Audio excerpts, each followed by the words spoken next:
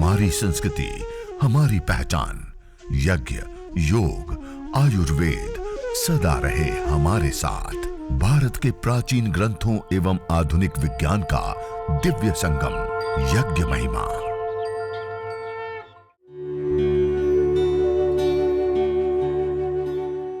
भारतीय संस्कृति में यज्ञ, योग एवं आयुर्वेद जैसी अमूल्य विद्याएं हैं, जिसका मूल है वेद।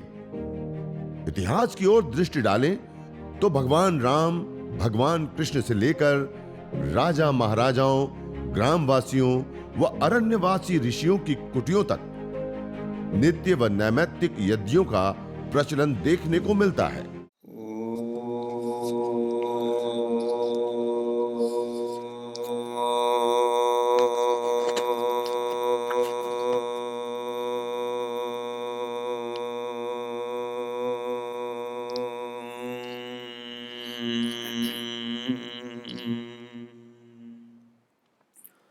अग्निमीळे पुरोहितं यज्ञस्य देवमृत्विजं होतारं रत्नधातमम्।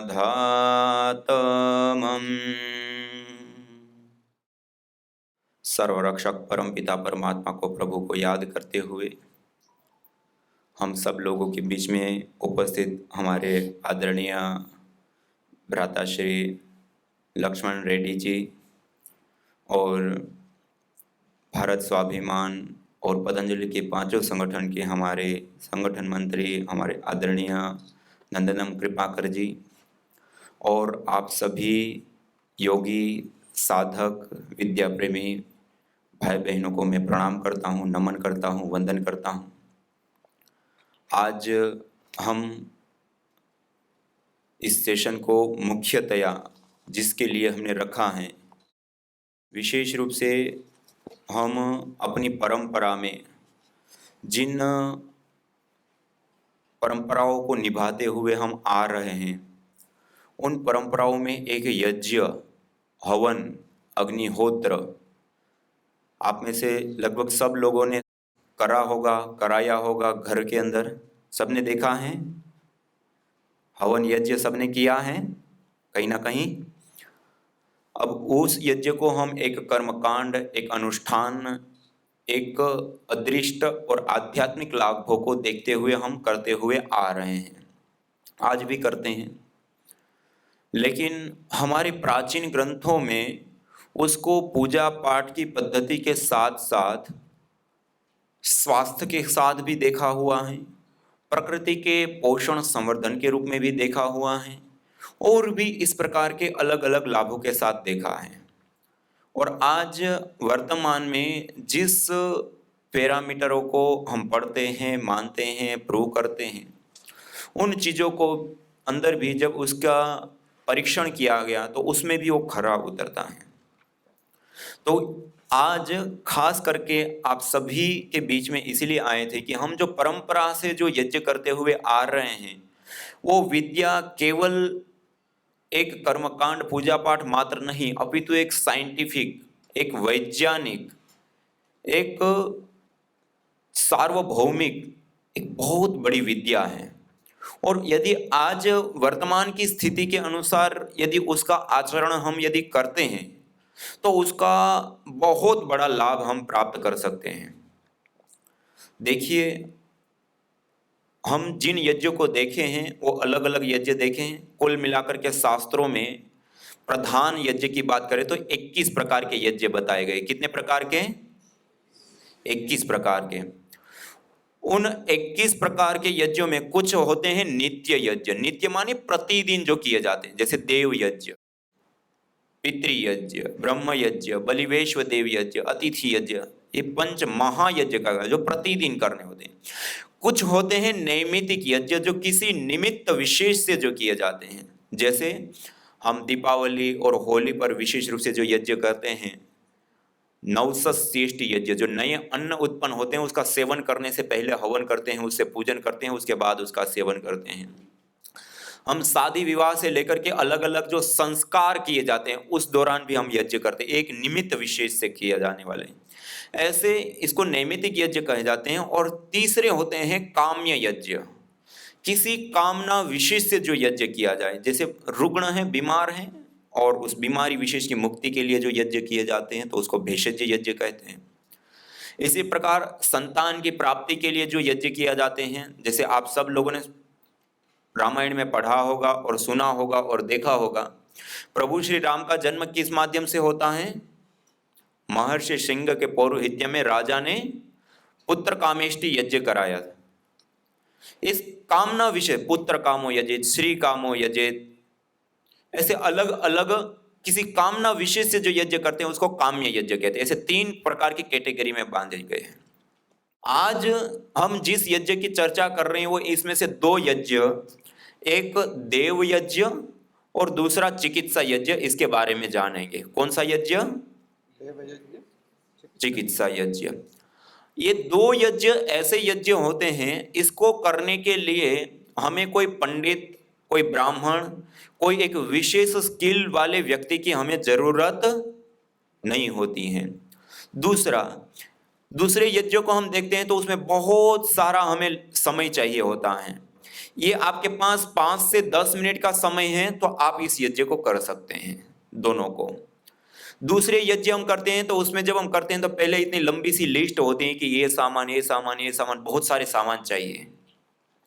ये देव यज्ञ और चिकित्सा यज्ञ करना हो तो हमें 3 सामान ही मात्र चाहिए। एक समिधा मानी यज्ञ के लिए प्रयोग होने वाली लकड़ी, पीपल, बरगद, गुलर, पलास, समी, गाय की गोबर के उपले या स्ट्रिग, कोई भी एक। दूसरी वस्तु चाहिए गाय का घी, और तीसरी वस्तु चाहिए हवन सामग्री, मानी होम में जाने वाला हवीर द्रव्य। ये हवीर द्रव्य हर, जैसे भेषज यज्ञ करते हैं, चिकित्सा यज्ञ करते हैं, तो वो चेंज होता जाता है, अलग अलग रोगों में अलग अलग औषधियां। इसी प्रकार से अलग अलग उद्देश्यों के लिए ये सामग्री का चेंज होता है। तो इस प्रकार से ये जो देव यज्ञ और चिकित्सा यज्ञ, ये 2 यज्ञ करने के लिए हमें कितनी चीजों की आवश्यकता होती है? केवल मात्र 3 चीजों की आवश्यकता होती है। 5 से 10 मिनट का समय चाहिए होता है तो हम इस यज्ञ को कर सकते हैं। और जब इस यज्ञ को हम करते हैं तो उससे जो मिलने वाले बेनिफिट्स हैं, लाभ हैं, तो उसमें कुछ दृष्ट हैं, कुछ अदृष्ट हैं, कुछ भौतिक है, कुछ आध्यात्मिक हैं। उसमें यदि हम दृष्ट लाभों की बात करें तो सामान्य रूप से हम यज्ञ करते हैं, हवन करते हैं, अग्निहोत्र करते हैं, या कोई भी चीज को जलाते हैं। अब हमने हवन किया, उसमें 1 किलो गाय का घी, 1 किलो सामग्री की आहुति दी, तो अब वो क्या हो गया? क्या हो जाता है? जल जाता है तो नष्ट। ऐसे कहते हैं ना, जल गया तो क्या? हमारे पास 1 किलो घी था, अग्नि में डाल दिया, जल गया, फिर क्या हो गया उस घी का? क्या हो जाता है? सामान्य रूप से हम कहते हैं नष्ट हो गया। नष्ट शब्द का अर्थ क्या होता है? नस अदर्शने, नासह कारण लय, अपने कारण में लय हो जाना। पहले दिख रहा था, अब ना दिखना। जैसे पानी है, हमारे पास एक पात्र के अंदर पानी है, हम उसको देख सकते हैं, छू सकते हैं, वेट कर सकते हैं, लेकिन 100 डिग्री पर गर्म कर देता, अब वो पानी क्या हो जाएगा? रूपांतरित हो जाएगा, गैस फॉर्म में कन्वर्ट हो गया। अब हम उस पानी को ना देख सकते हैं, ना छू सकते हैं, ना उसका वेट कर सकते हैं, लेकिन ये भी नहीं कह सकते कि पानी नष्ट हो गया। क्या हो गया? रूपांतरित हो गया। ऐसे ही धरती पर कोई भी चीज का सर्वथा अभाव नहीं होता है, वो चीज रूपांतरित होती है। क्या होती है? रूपांतरित। जैसे मुख्यतया हवन में हम गाय के घी की आहुतियां देते हैं, प्रधान द्रव्य होता है। गाय का घी जलता है तो वो जब गैस फॉर्म में रूपांतरित होता है तो 1864 गुना बढ़ जाता है। कितना? मानी गैस फॉर्म में वो कन्वर्ट होता है, कई गुना बढ़ जाता है। और गाय के घी के अंदर सैचुरेटेड फैटी एसिड होता है, उसके जलने पर कीटोन्स बनते हैं, और कीटोन्स के टूटने पर कार्बन की अपेक्षा 6 गुना ज्यादा हमें ऑक्सीजन मिलती है। दूसरा, जो ये गैस उत्पन्न होती हैं वो जब वायुमंडल के अंदर आती हैं तो उसके अलग अलग लाभ प्राप्त होते हैं। कोई भी चीज जलती है तो एक गैस बनती है, जब वो पदार्थ रूपांतरित होता है तो 3 चीजें बनती हैं। एक गैस के रूप में वो रूपांतरित होता है, दूसरा पार्टिकल के, छोटे छोटे महीन पार्टिकल के रूप में वो रूपांतरित होता है, और एनर्जी, ऊर्जा, मैटर से एनर्जी, एनर्जी से मैटर, एनर्जी के रूप में, ऊर्जा के रूप में वो कन्वर्ट होता है। जब ये 3 रूपों में रूपांतरित होकर के इस वायुमंडल के अंदर आता है तो उसके अलग अलग विभिन्न कई सारे लाभ प्राप्त होते हैं। उसमें सबसे पहला और महत्वपूर्ण लाभ होता है, देखिए हम जिस जीवन को जीते हैं उसके लिए हमें शक्ति चाहिए, ताकत चाहिए ना। शक्ति है तो हम चलेंगे, शक्ति नहीं है तो समाप्त जीवन। ताकत चाहिए, शक्ति चाहिए। उस शक्ति को प्राप्त करने के लिए हम क्या करते हैं? आहार लेते हैं। वो आहार कितने रूपों में लेते हैं? हम कितने रूपों में लेते हैं? 3 रूपों में। कितने रूपों में? ठोस, द्रव और गैस। धरती पर इन 3 ही रूपों में पदार्थ पाए जाते हैं और इन तीनों ही रूपों में हम आहार लेते हैं। ठोस रूप में रोटी, दाल, चावल, सब्जी। द्रव रूप में पानी, दूध, जूस आदि। और गैस रूप में वायु। ये 3 रूपों में हम आहार लेते हैं। लेते हैं नहीं लेते हैं? अब ये जो 3 रूपों में हम आहार लेते हैं उसमें 24 घंटे में सबसे ज्यादा आहार कौन सा हम लेते हैं? हम 24 घंटे का हिसाब लगाएं। 24 घंटे में ठोस रूप आहार, रोटी, दाल, चावल आदि कितनी बार लेते हैं? 2 बार, 3 बार। पानी, दूध, जूस आदि द्रव रूप आहार दिन में कितनी बार लेते हैं? 10 बार, 15 बार। ठंडी है तो थोड़ा कम, गर्मी है तो थोड़ा ज्यादा। और गैस रूप आहार वायु 24 घंटे में कितनी बार लेते हैं? किसी ने गिना ही नहीं। एनी टाइम खाते, पीते, उठते, बैठते, चलते, फिरते, यहां तक कि रात को सो जाते हैं तब भी हर 1 सेकेंड वायु रूप आहार लेते हैं नहीं लेते हैं? 24 घंटे में सबसे ज्यादा आहार कौन सा हम लेते हैं? वायु रूप आहार। सबसे ज्यादा के साथ साथ सबसे इंपॉर्टेंट, महत्वपूर्ण भी हमारा कोई आहार होता है तो वो भी वायु होता है। हम ठोस रूप आहार, रोटी, दाल, चावल आदि खाना छोड़ दे तब भी हम 2-3 महीना जीवित रह सकते हैं।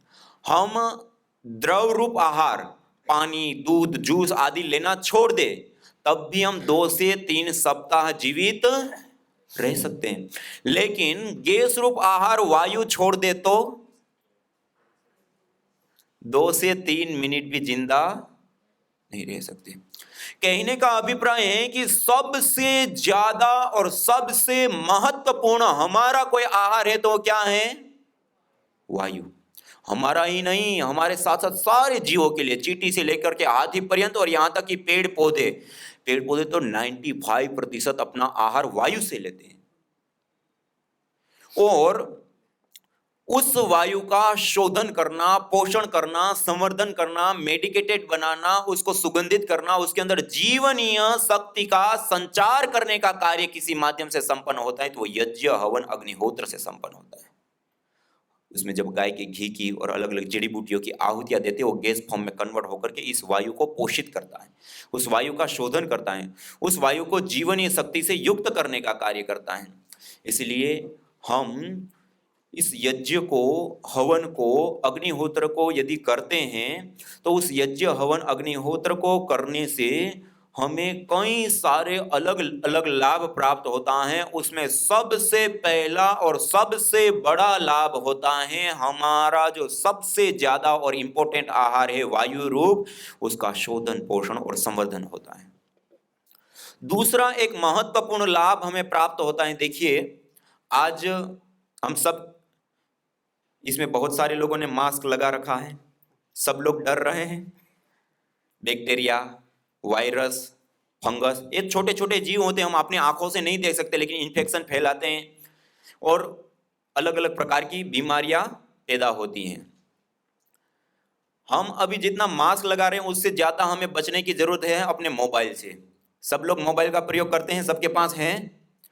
अभी की एक रिसर्च आई, उसमें पता सामने ये आया कि हमारे घर के अंदर टॉयलेट सीट होती है ना, उसके ऊपर जितना भारी मात्रा में और घातक बैक्टीरिया होता है उससे भी ज्यादा बड़ी मात्रा में और घातक बैक्टीरिया हमारे मोबाइल और मोबाइल कवर के ऊपर होता है।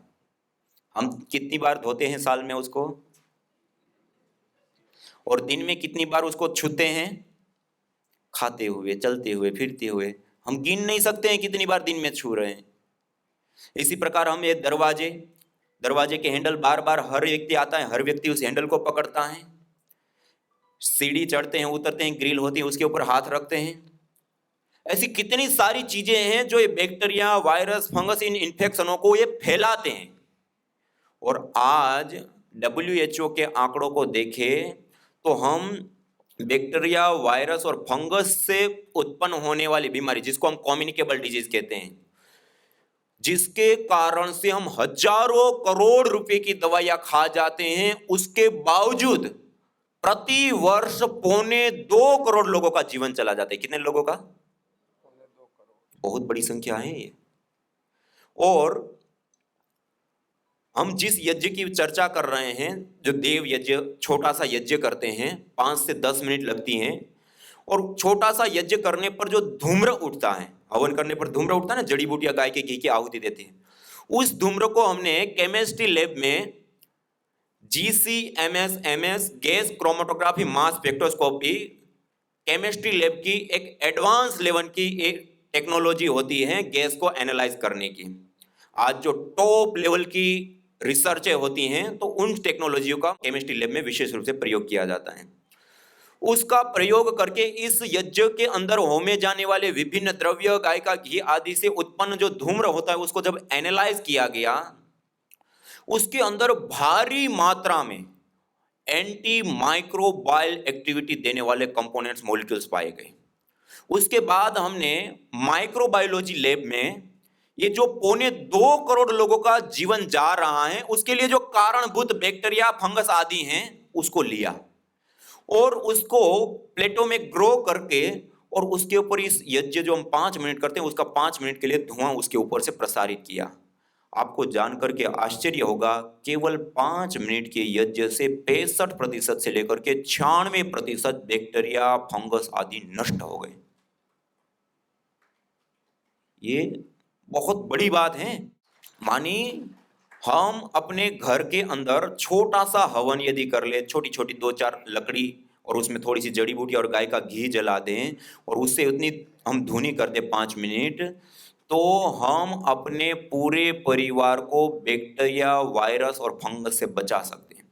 उसके बाद उन परीक्षणों को लेबोरेटरी में प्रूव होने के बाद हमने होटल्स, जहाँ पे लोग आते हैं, रुकते हैं, चले जाते हैं, कोविड-19 में जो हमने हॉस्पिटलों का प्रयोग करते थे, वहां पर उस सामग्रियों से हवन करके हमने वहां पर अलग अलग कई मल्टीपल अलग अलग परीक्षण करके देखा, और उसमें भी जबरदस्त रिजल्ट मिले। और आज हमने उस पेपर को व्यवस्थित रूप से बना करके इंटरनेशनल जर्नलों में पब्लिश करने के लिए भेजा। अभी 10-12 दिन पहले पूरी दुनिया ने ये भी माना और ये पब्लिश हो गया कि यज्ञ करने पर हम 2.25 करोड़ लोगों का जीवन बचा सकते हैं। उसको घातक जो बैक्टीरिया, वायरस, फंगस होते हैं वो दूर होते हैं। मानी साइंटिफिक वैलिडेशन के साथ में बता रहा हूं। और हमारे दादा दादी को हम देखें तो हर रोज घर में छोटा सा उसमें थोड़ा कुछ कंडे आदि जलाया करते थे, कभी गुगुल, गाय का घी या चावल और उसमें थोड़ा गुड़ और गाय का घी मिला करके आहुतियां दिया करते थे। आज हम लोगों ने छोड़ दिया, अब मुंह के ऊपर मास्क लगा के घूम रहे हैं। वो कितना, मतलब एक साइंटिफिक है, एक वैज्ञानिक है वो चीजें। ये दूसरा और महत्वपूर्ण लाभ मैंने आपको बताया, क्या? माइक्रोबायोलॉजिकल प्रदूषण से बचना है तो इतना छोटा सा यज्ञ हम कर सकते हैं अपने घर के अंदर। तीसरा, देखिए आज हम मोबाइल, लैपटॉप, टीवी, कंप्यूटर, अनेक प्रकार के इलेक्ट्रॉनिक उपकरण, हमारे घर के अंदर दीवारों में केबल बिछे हैं, बोर्ड लगे हैं, एलईडी लाइट्स लगे हैं। इसके अतिरिक्त हम कार्बनिक पदार्थों का भी प्रयोग करते हैं। ये सारी चीजें रेडिएशन छोड़ती हैं। हम एक रेडिएशन के जाल के बीच में जी रहे हैं। आज आप सब जानते हैं, रेडिएशन के दुष्प्रभाव के कारण हमारे न्यूरॉन्स और हमारी कोशिकाएं भारी मात्रा में डैमेज हो रही हैं, और उसके कारण से एमएनडी, एमडी से लेकर के कैंसर जैसे घातक रोग भी हो जाते हैं यदि अधिक रेडिएशन वाले वायुमंडल में रहा जाए तो।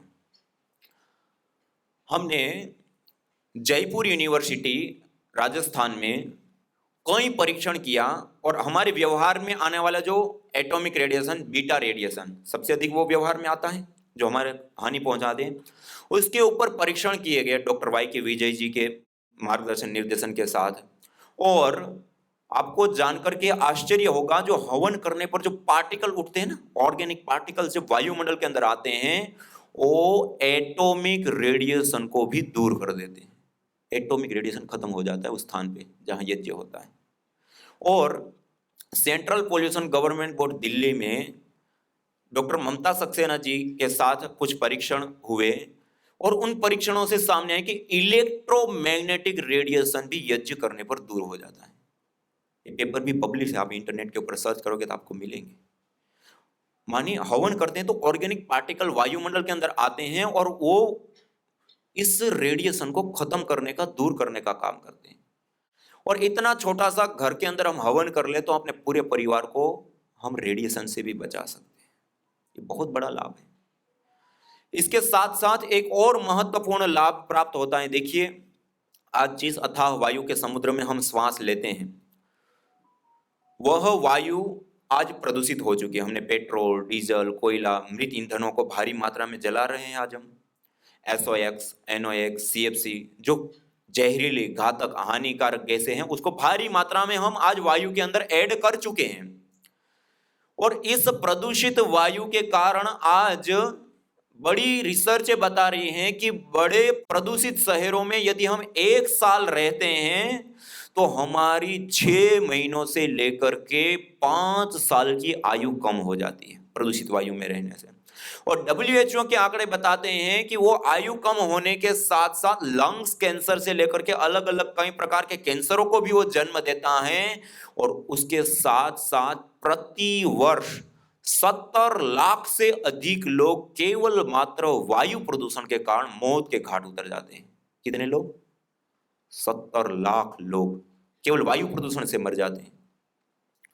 और ये जो हम हवन की चर्चा कर रहे हैं वो छोटा सा हवन करने पर एथिलीन ऑक्साइड, प्रोपिलीन ऑक्साइड, ऐसी अलग अलग कुछ महत्वपूर्ण गैसें बनती हैं। वो जब वायु के अंदर आती हैं और वायुमंडल के अंदर पहले से ही बहुत सारी गैसें मौजूद हैं, ये दोनों जब आपस में मिलती हैं तो एक फोटोकेमिकल प्रोसेस चलता है। एक प्रोसेस आप सबने पढ़ा है, सुना है, जाना है, फोटोसिंथेसिस प्रोसेस, प्रक्रिया। क्लोरोफिल, पत्तों के हरेपन के ऊपर जब सूर्य की किरणें पड़ती हैं तो कार्बन डाइऑक्साइड के बॉन्ड वायु में टूटते हैं। कार्बन को वो अवशोषित कर लेता है और ऑक्सीजन अलग हो जाता है। सामान्य रूप से हम क्या कहते हैं? पेड़ पौधे ऑक्सीजन देते हैं। पेड़ पौधा कोई ऑक्सीजन नहीं देता, पहले से ही जो बॉन्ड है मजबूत है उसको तोड़ता है, कार्बन को आहार बना, ऑक्सीजन अलग हो गया। इसको कहते हैं फोटोसिंथेसिस प्रक्रिया। ऐसे ये दूसरी प्रोसेस होती है फोटोकेमिकल प्रोसेस। गैस आपस में मिलती हैं और एक निश्चित टेम्परेचर मिलने पर उसके बॉन्ड टूटते हैं, बनते हैं, टूटते हैं, बनते हैं। हम जिस अथाह वायु के समुद्र को नहीं देख सकते उसमें ये परिवर्तन आमूलचूल निरंतर चल रहे होते हैं, जिसके परिणाम स्वरूप डॉक्टर ओम प्रकाश पांडे नासा में अंतरिक्ष वैज्ञानिक के रूप में कार्य कर रहे हैं। और डॉक्टर स्वामी सत्यप्रकाश इलाहाबाद यूनिवर्सिटी में इन्होंने अलग अलग परीक्षणों के माध्यम का इस प्रोसेस के विषय में विशेष रूप से बताया और उन्होंने प्रूव करके कहा कि यज्ञ करने पर ये जो गैसें बनती हैं उसके बाद ये फोटोकेमिकल प्रोसेस चलता है, उसके परिणाम स्वरूप जो SOx, NOx, CFC आदि जो 70 लाख से अधिक लोगों का मौत का कारण बन रही हैं वो गैसें भी न्यूट्रलाइज हो जाती है, खत्म हो जाती है, दूर हो जाती है। और डॉक्टर ओम प्रकाश पांडे ने एक और परीक्षण करके उन्होंने बताया कि यदि एक बड़ा यज्ञ हम करते हैं तो 100 यार्ड क्षेत्र मानी 100 मीटर का जो अराउंड क्षेत्र होता है उतने क्षेत्र में आने वाले 1 सप्ताह पर्यंत भी यदि ऐसी हानिकारक गैसें आती हैं तो उसको भी न्यूट्रलाइज करने की सामर्थ्य होती है उसमें। कितनी बड़ी बात है। मानी वायु प्रदूषण से भी हम अपने परिवार को बचा सकते हैं, समाज को बचा सकते हैं। इसका प्रयोग करें, हवन करें अपने घर में, छोटा सा देव यज्ञ और चिकित्सा यज्ञ। यज्ञ भारतीय संस्कृति की मुकुट मणि है, प्रतीक है, मूल है। मानव जीवन के हर पहलू के साथ यज्ञ जुड़ा हुआ है, चाहे वह संस्कार, चाहे पूजा पाठ या फिर पर्व से लेकर हर शुभ अशुभ अवसरों में भी यज्ञ करने की सार्वभौमिक, वैज्ञानिक एवं पंथ निरपेक्ष पावनी परंपरा रही है। आइए हम संकल्प लें, संसार के श्रेष्ठतम कर्म यज्ञ को अपनाएं। पिंड और ब्रह्मांड में संतुलन कायम करने वाले यज्ञ को अपने जीवन का अभिन्न अंग बनाएं एवं प्रकृति मां के प्रति अपने ऋणों को अदा करें। विश्व स्वास्थ्य का एक नारा, यज्ञ से होगा जग उजियारा।